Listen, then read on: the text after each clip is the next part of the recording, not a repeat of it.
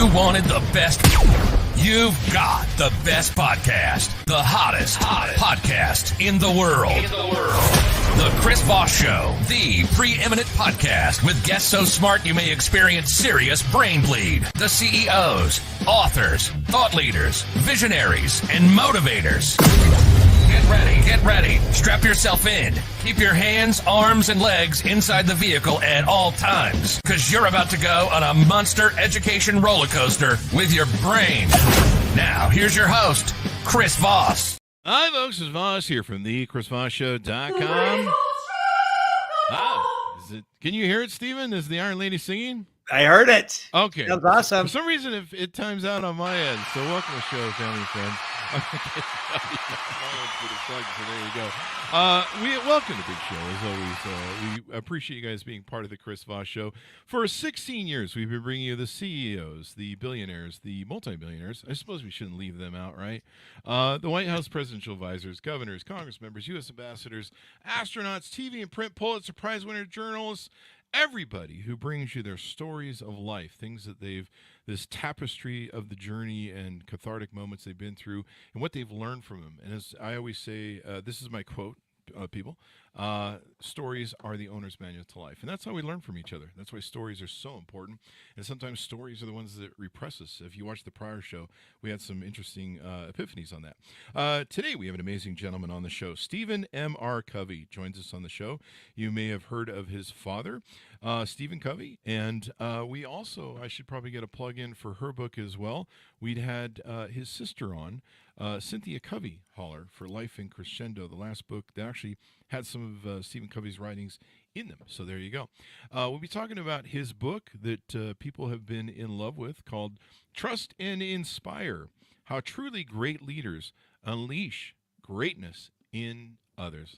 April 15th, 2022 is when it came out, and leadership, of course, is one of my favorite topics, as people know. Stephen M.R. Covey is the New York Times and #1 Wall Street Journal bestselling author of Speed of Trust, which is translated into 22 languages and sold over 2 million copies worldwide. He is the author of the newest release Wall Street Journal book we've aforementioned, and it was named as #1 leadership book of 2022 by the Outstanding Work of Literature Awards. He brings his writings with the perspective of a practitioner and the former president and CEO of Covey Leadership Center, where he increased shareholder value by 67 times, grew the company to be the largest leadership development firm in the world. A Harvard MBA, Stephen co-founded and currently leads Franklin Covey's Global Speed of Trust practice. He serves on numerous boards, including the Government Leadership Advisory Council, and has been recognized with a Lifetime Achievement Award for top thought leaders in trust from the advocacy group Trust Across America. And he's highly sought after international speaker, of course, who's taught on trust and leadership in 57 countries. And now he's reached the pinnacle of his career. He's here on the Chris Voss Show. Welcome to the show, Stephen. How are you? Hey, I'm doing great. It's fabulous to be with you, Chris, and I have arrived being on your show. There you go. You finally, after all these things, Stephen Covey, I remember growing up with the Stephen Covey planners when that all was, used to be really hot. In fact, I think one's up the block here in Utah where I'm visiting. And so I always had to have the Stephen Covey, schedule planners. So those were imperative to it. Yeah, that was almost like the management tool at the time, wasn't it? Mm-hmm. In the 80s and 90s, having those planners, and then they kind of technology changed everything. There's still a core planner base, but most people do it electronically now. I think I said Stephen Covey's. I meant Franklin. Yeah, Franklin Covey. There you go. Uh-huh. So welcome to the show. We really appreciate you coming by. It's an honor to have you. Give us your .coms. Where do you want people to find you on the interwebs? Yeah, I would say this. Go to trustandinspire.com. Trustandinspire.com. That's and. And that will introduce you to the book, but also there's some resources, some tools there. Good place to find me. And then I'm on the social media channels on X, LinkedIn, Instagram, at Stephen M.R. Covey. So love to connect with you that way. There you go. So give us a 30,000 overview of this book and what's inside. Basic premise is that the world has changed in significant and profound ways, and yet our style of leadership has not kept pace with this changing world. too many leaders, organizations are still kind of operating out of the old base model, what I call command and control. It's become a better version of it. It's now become a more enlightened version of command and control. But it's still out of the old paradigm of people like things. And it doesn't work very well in a new world of work where there's remote and hybrid and intentionally flexible work with these younger generations who have completely different expectations of how they want to be engaged and involved, Gen Z, millennials, and with all the changing nature of work itself being more collaborative, interdependent, service-based, with people having choices and options. Yeah.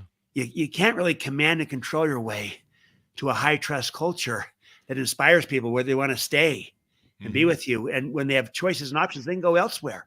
Yeah. So command and control won't get you there. And you can't command and control your way to collaboration and innovation, which is what's needed to stay relevant in our world today. So the old model doesn't work very well in this new world of work. There you go. Note to self, quit barking orders at the staff. Yeah. Yeah. People don't respond as well. I don't know that they ever really did, but it certainly doesn't work very well. And so we need a new way to lead in a new world. And in contrast to command and control, I describe it as trust and inspire. Trust and inspire. And I love that because leadership, I mean, a lot of people are trying to tune in now that leadership is a servant role, really, or maybe it has become a servant role. Was it always a servant role, or does it kind of become that more so with the factors you mentioned, of course? It becomes more so now. I think it always has been, but we've not construed it that way. We've always, in the past, we've somewhat construed it as, hey, this is a position. You're a leader, you're in charge, you're the boss. But I think we misconstrued it. I think it's always been about serving. And that's one of the key principles in Trust and Inspire is the idea that leadership is stewardship. It's about responsibility, not rights. So it's about your influence, not your position. So our job as a leader is to put service above self-interest. And the irony, Chris, is in the process of doing that, usually self-interest takes care of itself. Yeah. When we serve. And so when we see ourselves as I'm a steward, leadership is stewardship, and I try to put service above self-interest, we become better leaders. And the great thing is we get better results, better outcomes. And so I think it's really always been that way, but I think the pressures of today, the shifts and the changes are making it more important to be deliberate and intentional about making this kind of shift and seeing ourselves as, leadership as stewardship and not as a position, a job I had and I'm the boss. That's not going to work very well. Not the changing environment that you cited, Yeah. Like you cited, there's so many factors here. The millennials and the Gen Zers, of course, they want more quality of work and value in life. God forbid anyone should request that. Yeah. And then Can you imagine? And I think with 2020 and COVID, people came to realization of like valuing their life and the quality of their life better. I remember sitting down and going, it doesn't matter how much money I have in the bank, how many cars I have, how much I earn per year. All this stuff that I have can disappear in a second if I get, if I respond badly to COVID. My family can disappear overnight. Many families struggle with that. And I think a lot of people sat down and said, why am I doing it? And then there was what they called the Great Resignation, where people went, you know what, I don't feel fulfilled or inspired. And then they want to move. And then now we're in this environment where more baby boomers and Gen Xers have retired early because of COVID. And they're just like, fuck it, we're out of here. And so now there's less people in the marketplace. I don't think people fully realize that there is not enough workers, really, when it comes down to it in the market. So they have a choice. Exactly. It's with all these factors that have hit us, people have we've gone from what we might call multiple choice to infinite choice. Where suddenly I can live here and work there. And so many people have left the workforce. There's so many needs. And so that's why it puts a real premium. If I'm a leader at a company, to attract and retain talent and to develop it and really to unleash it so that we inspire people and bring out the best in people. Why would people want to choose to be here? I like to put it this way, that people don't want to be managed, but people do want to be led. Yes. And they want to be trusted. They want to be inspired. When they are, they'll tend to stay. When they're not, they're going to go find a place where they are, because they have so many choices and options today. And, they want to be trusted and inspired. They also want to feel like they've got purpose and meaning. That's part of this reawakening in that transition that's gone on of, what we do matters. And so I want to do something that brings a sense of purpose and contribution. And so that's why we've got to lead in a way that reflects all that, and command and control. Even the best version of it, the most enlightened version of it, doesn't view people that way. It views it still transactionally, and not through the lens of you manage things, but you lead people. There you go. I'm going to unchain all my employees from the wall. I guess that's what I need to do. Note to self. You bring up a great point, because I believe the data and studies show that the reason people leave a job is over leadership. They don't like the lack of leadership, or maybe they're managing the bad managing that's taking place with them, and they leave. Huge data on that a lot of times people don't leave the company; they leave a particular bad boss, or the company or the leadership at large. They've lost trust in it, and they might like the company and the work that they do, but they've lost trust in the leader or the leadership, so they leave. Now, the reverse of that, here's what's interesting, Chris, is that the reverse of that can be true as well. Sometimes people stay with an organization, and they might not be completely in love with every part of it, but they love their leader. They love their boss and how he or she treats them and how they see the potential inside of them. And so they feel trusted and inspired by them. And they often sometimes stay and deal with a lot of other things because of that leadership. So that can cut in both directions.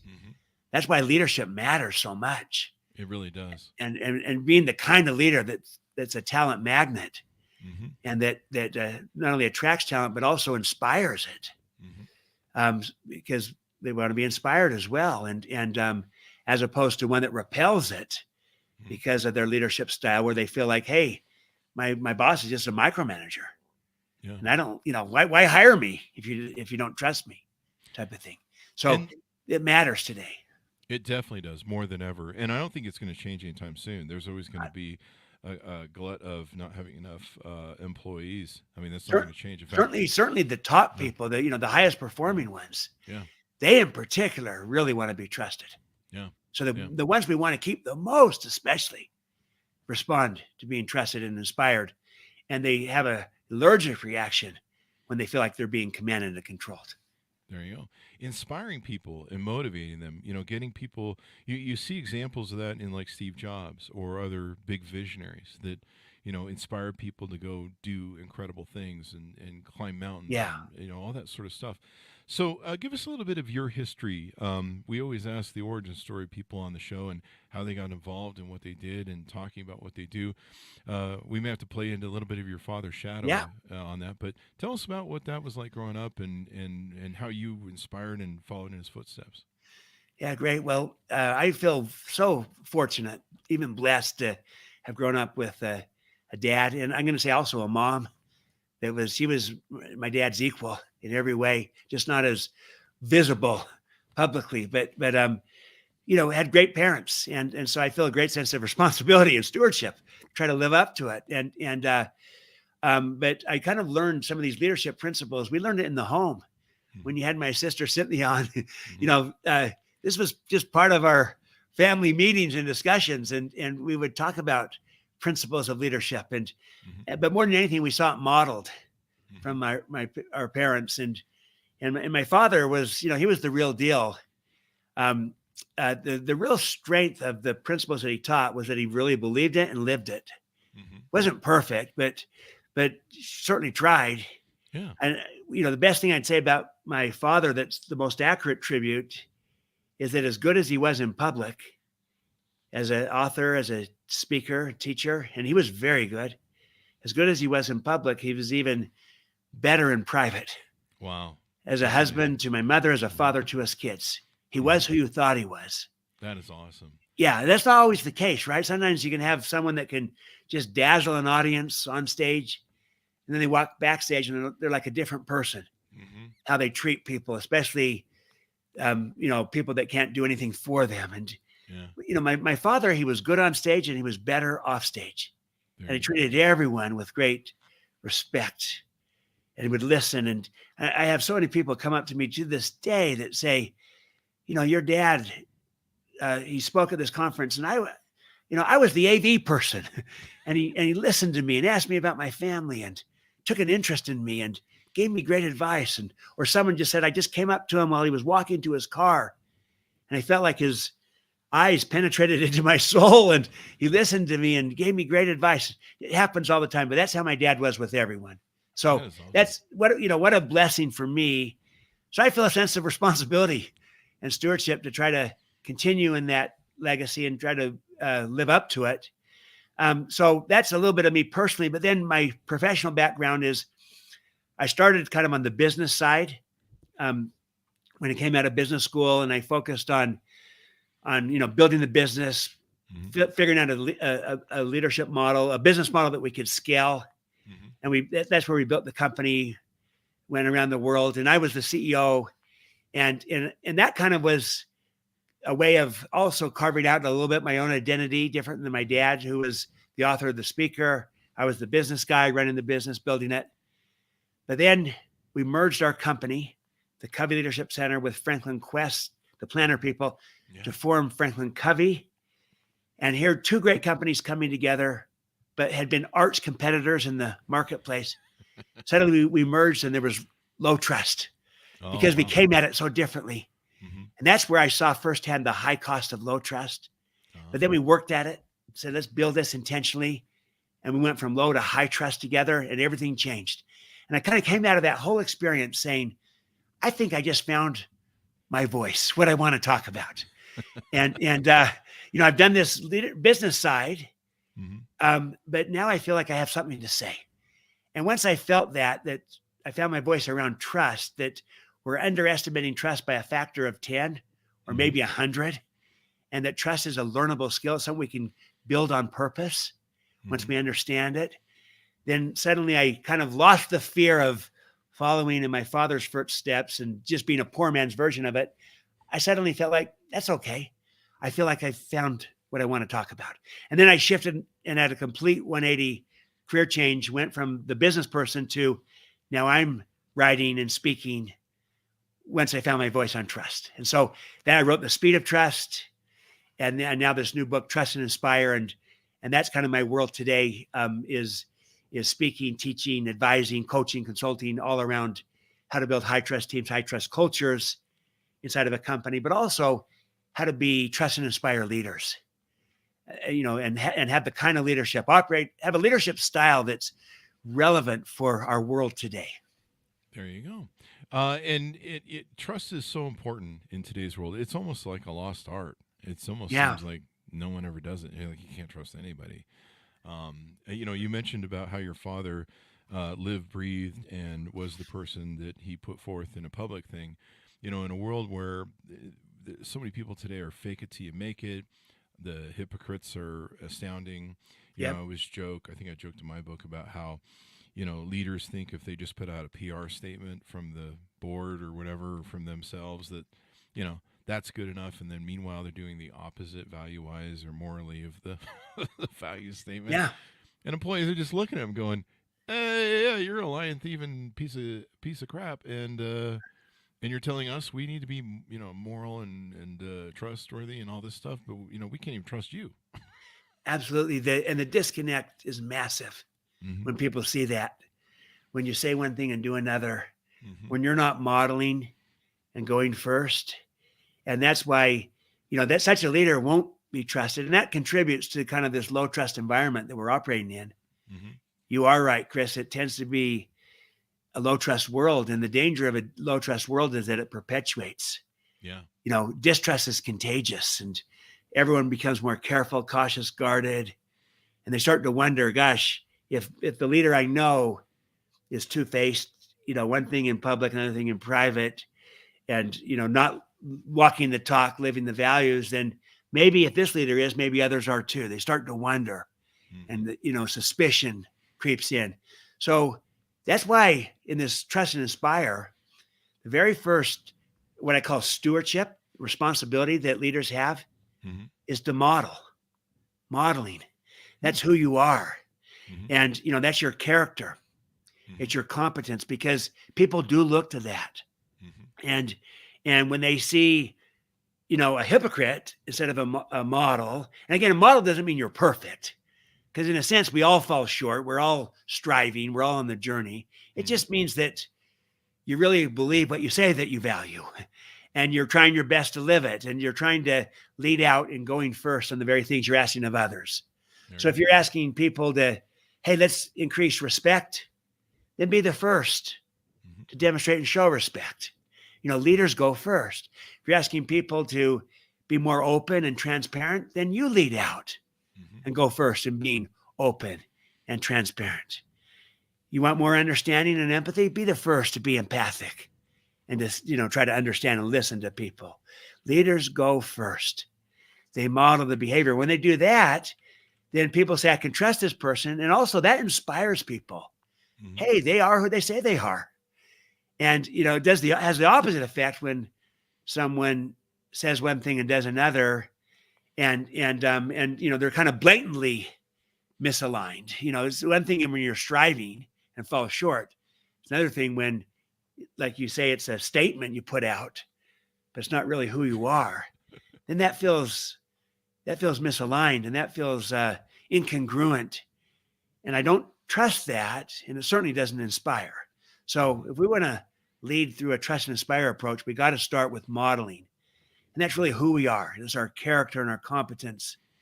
And that, who we are in a sense even matters more than what we do. What we do matters too. Yeah. But who we are is the starting point for it. There you go. Which means I'm screwed because I'm a horrible person. So there's that. Well, you can be authentic and real.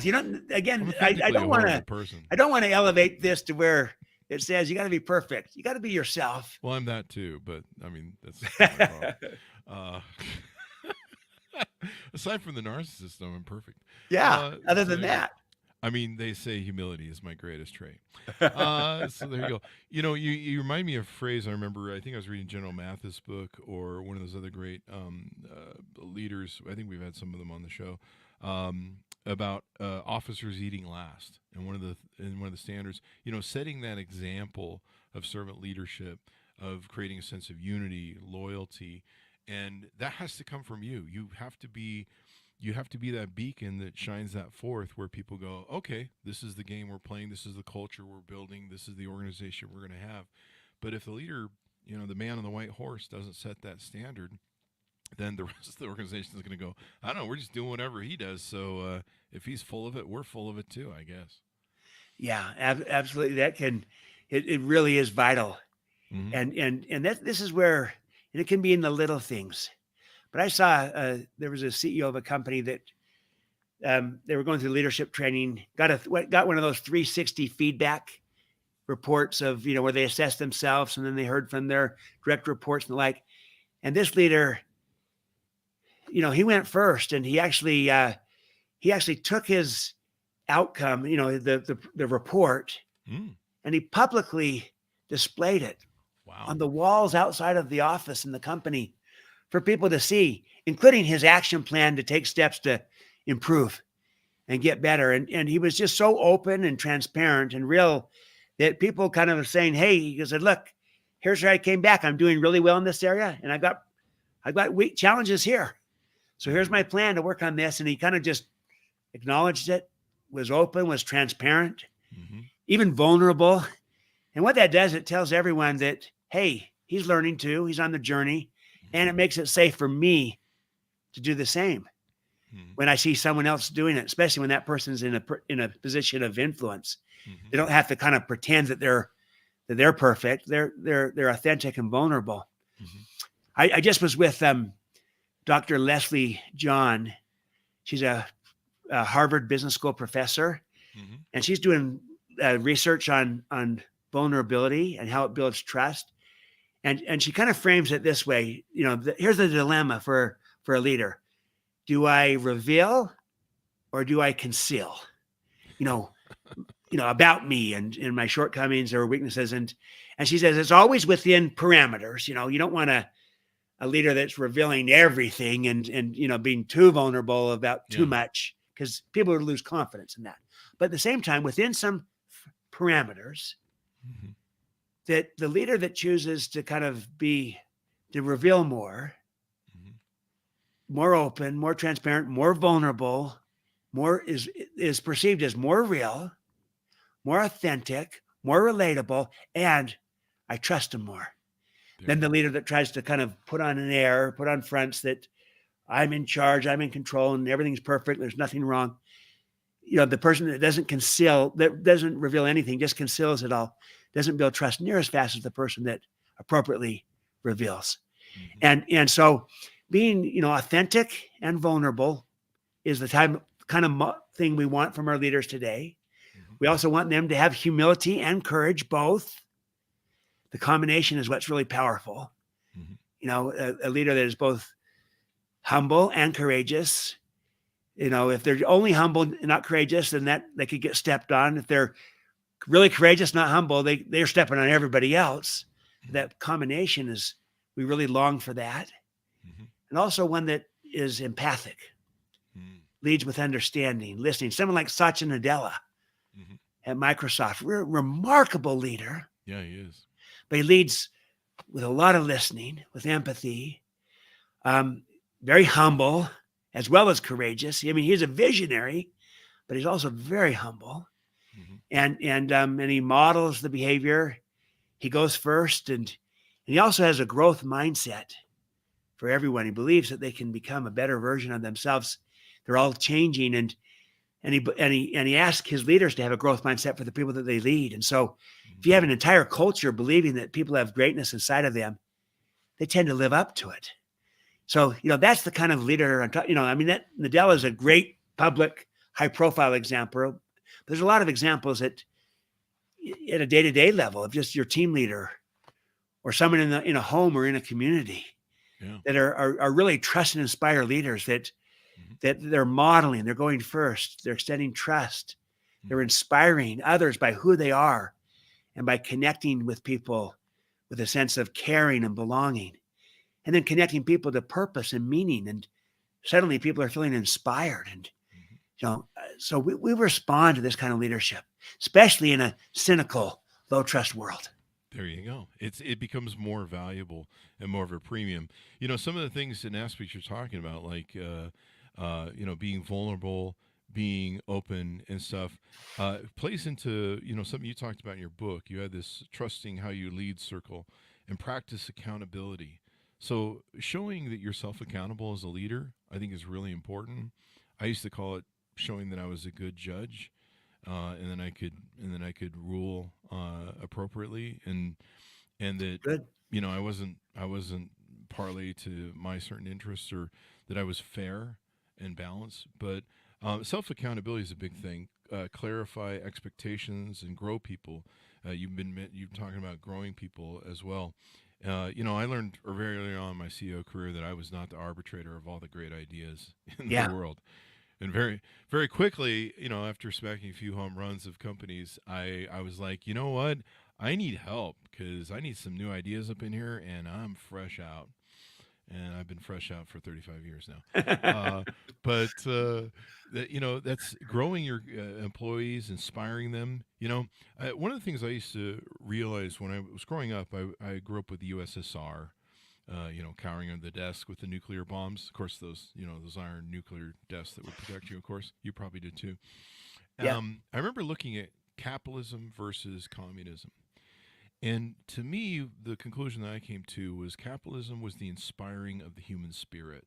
It was the motivation that anything is possible. You can do anything. You can become anything. You can be an immigrant in this country. You can become you can become someone who's head of Google right now. Steve Jobs was an immigrant, one generation down. And so and where communism is just kind of like, no, everyone's the same. Everyone gets handed the same. That's it. No one's special. No one's whatever, unless you're in leadership. But and I thought, those are the real differences of it. And so a lot of the things that you talked about is that inspiration to ignite the human spirit, to grow people, et cetera, et cetera. That's beautiful. I love it. I love that, your definition I just made it up. I didn't. For what capitalism can be, really the inspiring of the human spirit. Yeah. Well, the idea that there's potential, there's greatness inside of people. Mm-hmm. It might be dormant. Mm-hmm. It might not be seen, but if you kind of have that mindset that it's there, Mm-hmm. you can unleash it. I begin the book with the story of Death Valley, California, hottest place on earth, world's highest recorded temperature, 134 degrees. It's hot. It was also dry in Death Valley. The average rainfall is just 1 inch a year. So nothing grows there. It's too hot, too dry. But in 2005, in the winter of 2005, for some unexplained reason, 6 inches of rain fell in just a very brief period. Sure enough, short time later, these wildflowers pop up and carpet the entire valley. Mm-hmm. It turns out it wasn't dead after all. It was just dormant. Yeah. But the seeds were there, but they needed the right conditions to rise. If you view leadership in a similar way, that as leaders, we're like gardeners. We're trying to create conditions for the seeds to flourish and to grow. They might be lying dormant. They might not be seen, but the life and the power is in the people, just like the life and the power is in the seed. If we view people that way, see it, that can inspire the human spirit. Yeah. And the idea of inspire means exactly that, to breathe life into. Mm-hmm. To breathe life into relationships, into teams, into cultures, and to light that fire within somebody. Because when that fire gets lit, then suddenly they're inspired. They don't need the day-to-day carrot and stick motivation only. They have a greater purpose, and it can burn on for a long time, and they can light other fires from their fire being lit. And so, if we see our role, one of our responsibilities, stewardships as a leader, is to inspire those about us. Not necessarily by being a visionary Steve Jobs type. It'd be nice to be that, but most of us aren't. Mm-hmm. But we can all inspire by connecting with people through a sense of caring and belonging, and becoming inspired ourselves so that our fire is lit. That can light another fire. And then tying people up also to purpose and to meaning and to contribution. Those are all things we can get good at. So everyone can inspire. It's a learnable skill, and it's lighting that fire within someone. And but it starts with by believing that there is greatness inside of people. That paradigm, that mindset matters. Definitely. I mean, it's the ability for people to grow and change things. I mean, it's kind of a moniker of America when it really comes down to it. The Statue of Liberty, bring me your tired, and the things that you can achieve. And that's why people, dream of America, dream of being successful in business. They want that sort of inspiration. Years ago, when I, first got my big CEO office, a big desk, I had some sort of picture I picked up that was one of those motivational photos from the 80s or whatever they were, 90s. And but basically, what it imparted to me was you have to earn your title every day. You can, somebody can give you a title, but you have to earn it every day. And it reminded me that I had to go out and earn through. I love your word. I've always called it servant leadership, but I like your word of being a steward of it, because that denounces some responsibility as opposed to, I don't know, I'm going to serve you fries. I don't know. I like it better, but I'm that way. And so, what are some ways? One of the things that you talk about in the book is, I saw with COVID things being a real problem with leadership. I used to like to go around my office, and I always called it touching people, but this is back in the 90s, but basically touch their hearts and minds, inspire them, and check in with them. Check in with your employees and say, how's things going with you, man? Are you cool? How's the family? Checking in and letting them know that you're just not showing up at their desk going, do you have your TPS reports?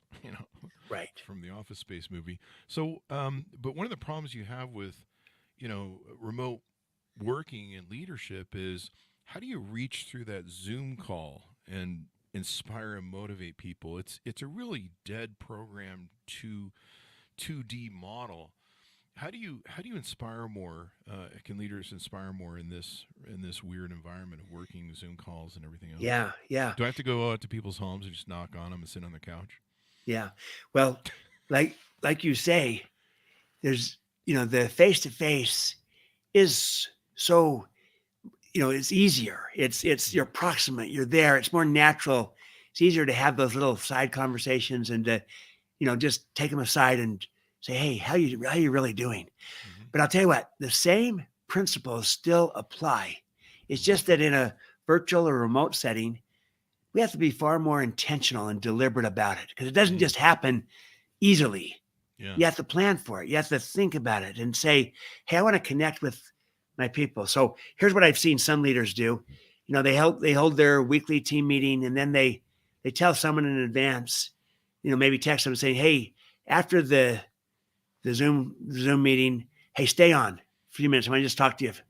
And then everyone leaves after the meeting and that person stays on and they say, hey, just want to check in, seeing how you're doing. And you should probably warn them that you're going to check in because usually if they want you to stay after, that. Yeah, no, that's yeah. You might just say, stay on. Just want to just catch up with you. Yeah, you're right. You don't want to have them be worrying the whole meeting. Oh no, am I gone? Yeah, so you can say it's a positive. Yeah. But you're just showing that you care. You're demonstrating that, just checking in, seeing how you're doing. That's one thing that some people did better during COVID is they started to see each other as human beings when they would have Zoom calls and their pets were sometimes behind them and their kids and stuff. And it wasn't perfect, but they started to see each other as, hey, it's not just someone at work. They're a dad or a mom and they're a whole person. Yeah. And I'm seeing a different side of them. I had a president of a university say, I began to see my people as human beings and not just cogs in the wheel that, worked for me. I started to see them differently. So seeing the whole person. So you want to look at part of the Trust and Inspire approach is that you start with a paradigm, a mindset of how I view people, how I view leadership. I see people as whole people, meaning they have a body, a heart, a mind, and a spirit that, that have greatness inside of them. And so if I see them that way, then I can maybe help them come to see themselves that way and also help maybe to develop that and unleash that kind of person. And that's going to earn their trust and their inspiration. They're going to want to stay when they feel like I believe in them. I see who they can be and they're developing that with me compared to, a person that just views me functionally and for what I can do for them. They don't really care about me. So the principles of demonstrating care and concern for people, that's true in person, it's true on site, or it's true virtually. But it's a little bit easier to kind of demonstrate and show it in person. A little bit harder to do it virtually, but that's why you have to be more intentional and deliberate about it and find the appropriate ways and to show that you care. And to build a sense of belonging, and to connect with people through purpose and other things. But you can do this. The leaders can do this, and we spend a big part of the book, the whole inspiring chapter of how we can inspire as leaders. If this is a learnable skill, it's not just for the charismatic like Steve Jobs. It's for each of us. That inspiring others is a learnable skill. Everyone can inspire. And it's a stewardship I have as a leader to inspire those about me. I've never really thought of that way. Then how do we inspire? And, so that's where we say, well, you inspire when you model the behavior, modeling. That's your first stewardship. You inspire when you trust people, trusting. That's what you read about the expectations, accountability, grow people. That's trusting. That inspires them. In fact, I'll say this, to be trusted is the most inspiring form of human motivation. It brings the very best out in people when I feel trusted. I know it does for me. I bet it does for you too, Chris. When someone trusts you, believes in you, you want to live up to that. You feel inspired by that. So you're already halfway there when you do the first two stewardships, which is modeling and trusting. But this last stewardship inspiring. There's 3 stewardships: model, to trust, to inspire. Mm-hmm. When you connect with people through a sense of caring and belonging, and you have to be deliberate about it. Mm-hmm. And then when you connect people to purpose and to meaning and to contribution, to significance, to mattering, to making a difference, that will inspire. And those are things we can kind of get better at as leaders. We can learn how to connect with people through a sense of caring and belonging, and how to connect people to purpose and to meaning, and get better at that. That can inspire. I'll give you a little example of the latter one, the connecting to purpose. So where I worked with Pepperdine University, great organization, their School of Business, the Graziato School of Business, they had a purpose. Their purpose originally was to produce leaders who are best in the world. That's a good purpose, but probably anyone could have that. They changed one word. They went from producing leaders who are best in the world to our purpose is to produce leaders who are best for the world. Changed one word and inspired everyone. Yeah. From the professor to the staff member to the janitor, that we're all about producing best for the world leaders. Mm-hmm. And in a cynical world, to have that kind of noble aspiration, best for the world, Mm-hmm. leaders that are going to make a difference, and anyone can produce best in the world. Yeah. How about best for the world? Everyone was inspired. They connected people to purpose and to contribution and to meaning, and inspired everyone.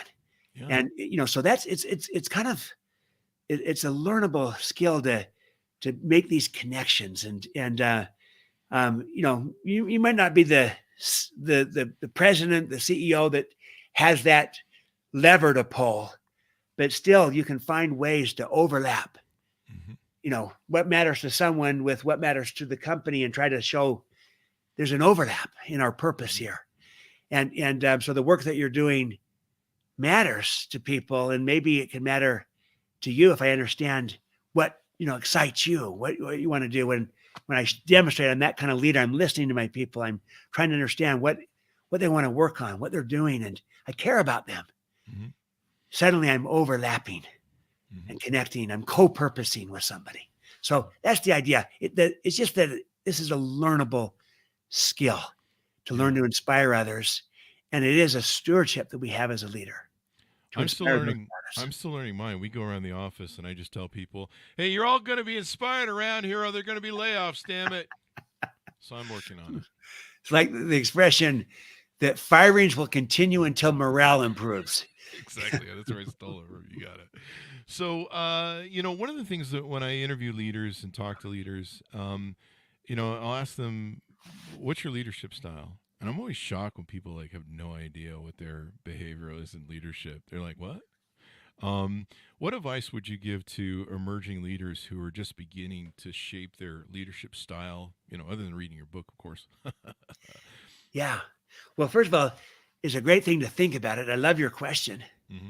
because most people haven't really thought about it. Yeah. And I view trust and inspire as kind of a meta style, an overarching style, because someone can you got to be you, and it's not try to have everyone be these lockstep trust and inspire leaders that are all the same. That's not going to work. Yeah. You want to bring your uniqueness to this, your authenticity to it. But what's your meta style, your overarching? Do you see the potential and the greatness in people, and see your job as a leader is to unleash that? Or, I'm a manager and I'm trying to control people and keep them in line. So I'm thinking, are you more like Satya Nadella that sees greatness and have a growth mindset for everyone? I want to unleash this, or am I a micromanager trying to make sure I've got everything in order, controlling? So I think that the kind of thinking largely of how do I view people as whole people with greatness, and I'm trying to unleash it, or more narrowly of, that, hey, you got to kind of manage people and control them, contain them at least. And then how, do I view people as just economic beings of, you just got to pay them? That's all they care about is money? Or do I see them as also having a heart wanting to care and connect, and having a mind they want to grow and develop, and contribute, and having a spirit where they want to matter, make a difference. So I asked some of those big questions of how I view people, how I view leadership, and do I view leadership as it's a position, or do I view leadership as influence? As I'm a steward, and I have I'm trying to serve. I'm trying to put service above self-interest and caring above competing, and I think those are the kinds of questions you ask about how I view people, how I view leadership, and then you have people become more aware of what's your style. Because here's what I have found, Chris. For many leaders, they have good intent. They care about people. They would like to, grow people in getting results. But oftentimes people's style gets in the way of their intent. It overrides it. And, I might have good intent, but you wouldn't know it to watch me. Yeah, the road to hell is paved, right? Yeah, it's like me with my family. When we go on a family vacation, we're at the airport. I get all freaked out because I've seen everything that can go wrong at airports, and I've got 5 kids. I'm trying to organize them. And suddenly, here I really believe in my kids, think they're capable, responsible. You wouldn't know it to watch me just bark out orders at the airport, commanding and controlling their every move. Everyone go to the gate. No, you're not going to go eat. You're not going to go shop, because I'm just worried they won't get back on time. I'm treating them as if they have no initiative, no responsibility, just this command and control dad. So here we are going on vacation, and nobody's having fun because I'm all freaked out. My style is getting in the way of my intent, on a personal level. And oftentimes at work, the quarter ends, we got to hit the numbers, and suddenly our style gets in the way of our intent, and we're just barking out the orders and the like. And so just becoming self-aware. How am I leading? How am I showing up to people? I might think that I see potential in them. Do they think that I see their potential? And do they see me as unleashing it, or do they see me as trying to control them? How do I show up to them? And so, but I think thinking about leadership style is a good thought exercise. How do I want to be remembered? How do I want to show up? So I kind of reverse it and say, think of someone in your life. So I could ask this of you, Chris, or any of our listeners or viewers. Think of someone in your life who believed in you. Maybe believed in you more than you believed in yourself at the time, who showed confidence in you. Maybe they had more confidence than you had, who took a chance on you, maybe gave you an opportunity that you didn't feel ready for, but they said, no, you got this. You can do this. And I got your back. For me, it was my dad. But I also had a boss named John Walsh that he believed I had more potential than I ever saw in myself. And he helped me come to see it in myself. I'm forever grateful for him.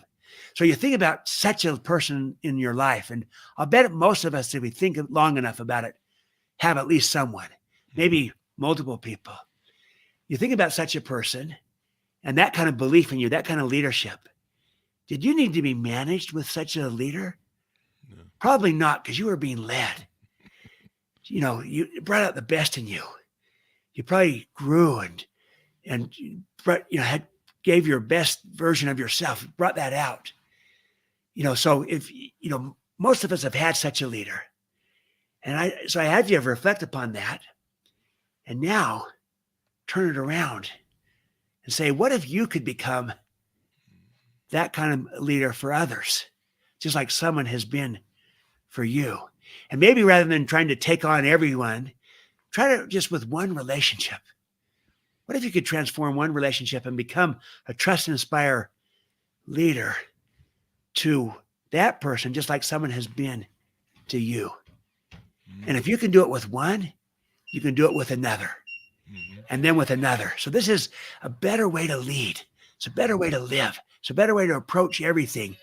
And it's what I would advise is to all of us, is to think about who has trusted and inspired you, what that did for you, and what if you could become this person for another? Just start with one. It's a great way of thinking about your leadership legacy, your leadership style. Yeah. And I love how you portray it, and it's inspiring how you deliver it. When you inspire the people, when you enlighten the world, when you make a difference in people's lives, sometimes you don't realize the difference you're making, but someone will come up and say, "Hey, you made a difference in my life," and you go, "Wow, this is it's kind of cyclical, Yeah. it comes back to you and rewards you, and you go, "Wow, I actually did something." Thanks to Darren Hunter, the best podcast around with great guests. Cheers. We couldn't do it without our great guests, of course. So stuff like that, inspires you. As we round out the hour, anything more you want to tease from the book, or any messages you want to send out to people? Yeah. I would say this, that I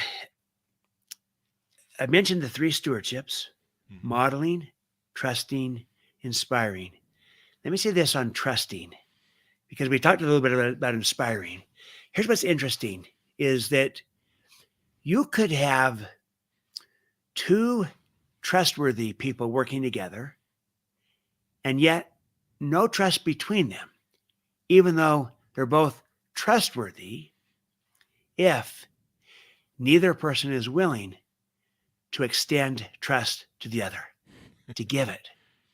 So if the outcome we want is trust, a high trust team, a high trust culture, yes, to get that, we have to be trustworthy, and we earn that. Trust is earned by demonstrating our character and our competence, but it's not enough to merely be trustworthy, because you could have trustworthy people working together, but no trust between them. So in addition to being trustworthy as people, as leaders, we also need to be trusting, be willing to give that trust, to extend it.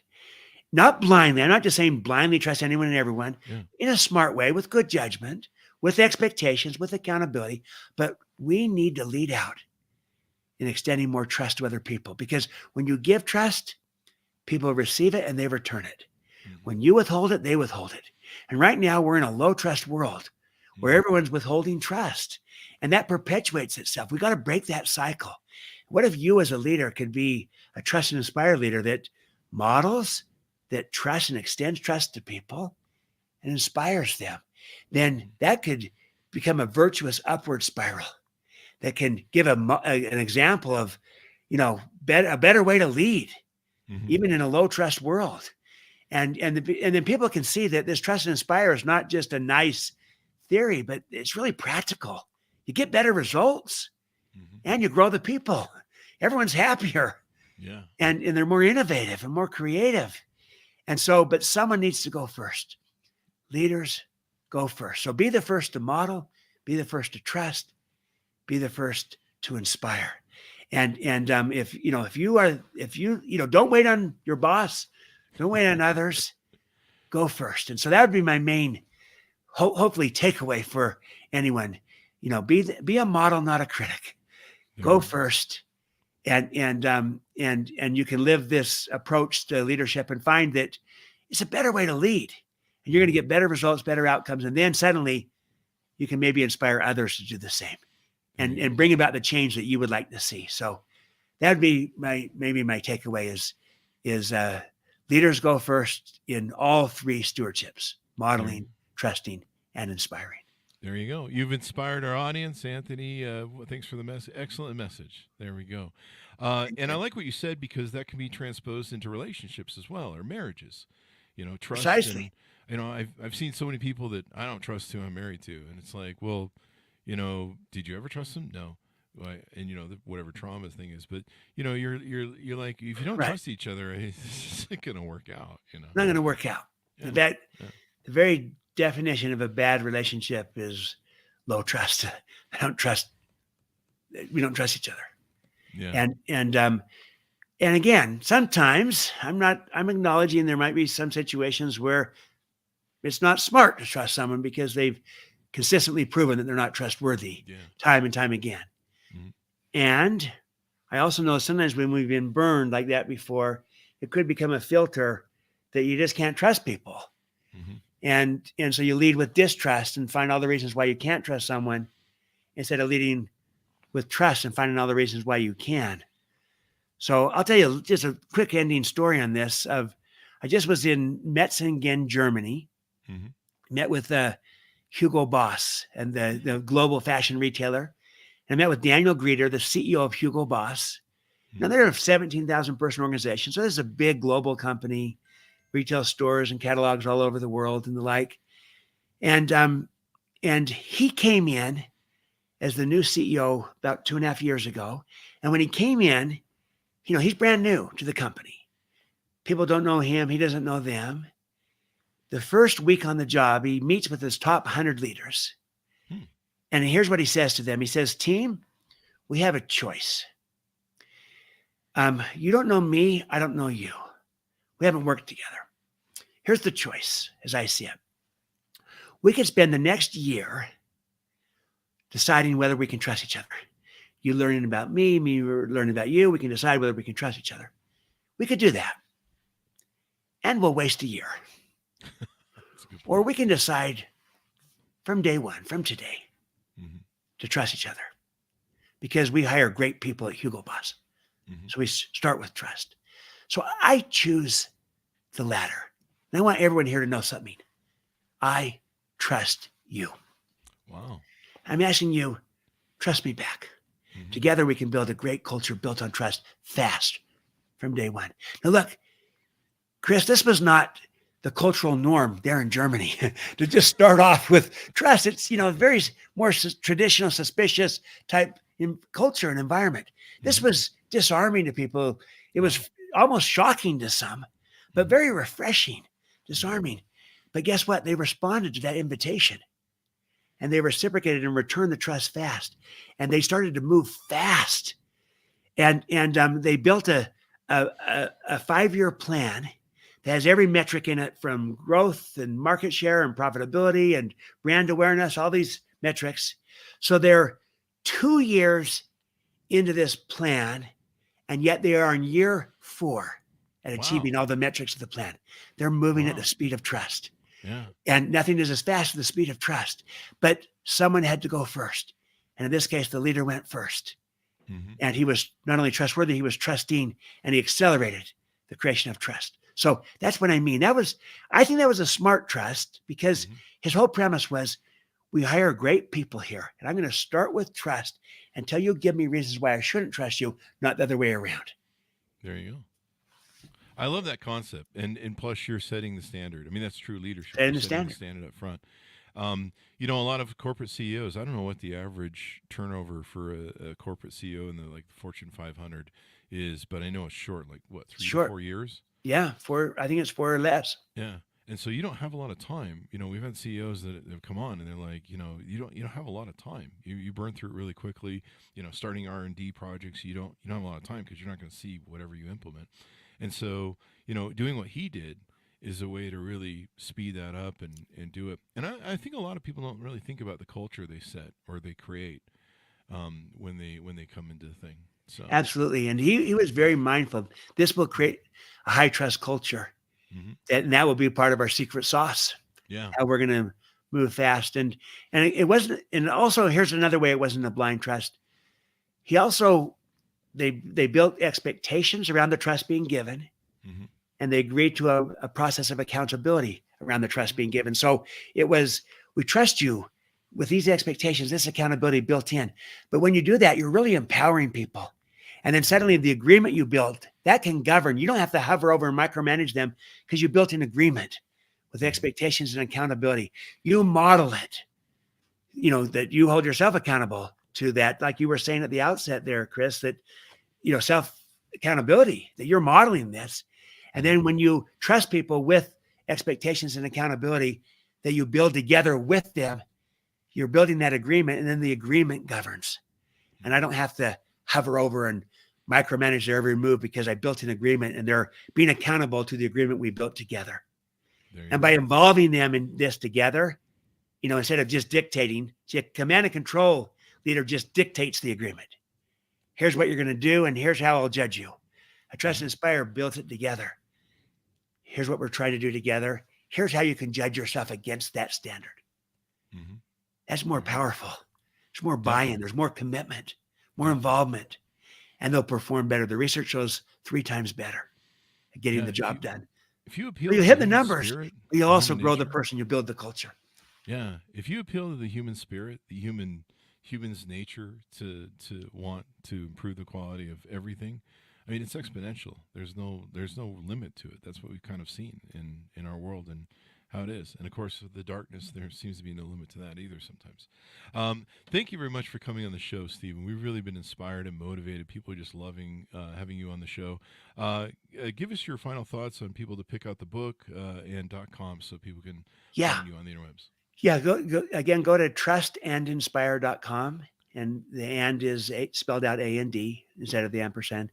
And I'd love to, I think for those that are interested in leadership, those that are interested in really relationships, and that could be at work or at home, I think you'll find this is a paradigm shifting book because it really kind of says, look, we got to catch leadership up to where the world is. And too much of our leadership scripting and modeling comes out of the old model. It's not very relevant in a new world. And I think people become more self-aware, and they'll also learn that that we are not our style, that we can shift and change our style. Maybe I've been command and control in the past, but that doesn't define me, who I am. I can rescript and become trust and inspire going forward. So I'm, relevant. As Marshall Goldsmith said, what got us here won't get us there. So maybe what got me to where I am today has been okay. That maybe I was command and control, but it's not going to take me where I need to go tomorrow. So this Trust and Inspire book, I think, can help give you a roadmap. It's really practical and tangible. And hopefully, I think you'll find it interesting and engaging and fun too. So trustandinspire.com is probably the best way to access it. There you go. Thank you very much, Stephen, for coming on the show and inspiring everybody. We really appreciate it. You're welcome, Chris. Thanks for hosting me. Love what you're doing with the Chris Voss Show. It's terrific. Thank you. And we love having great guests like you on the show.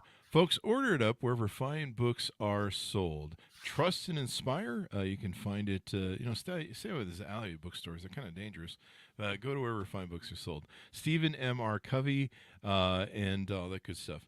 Go to goodreads.com/Chris Voss, linkedin.com/Chris Voss. See the big LinkedIn newsletter, the big 130,000 LinkedIn group, the Chris Voss one, the Tickety Talkie, chrisvossfacebook.com. Thanks for tuning in. Be good to each other. Stay safe. And we'll see you guys next time.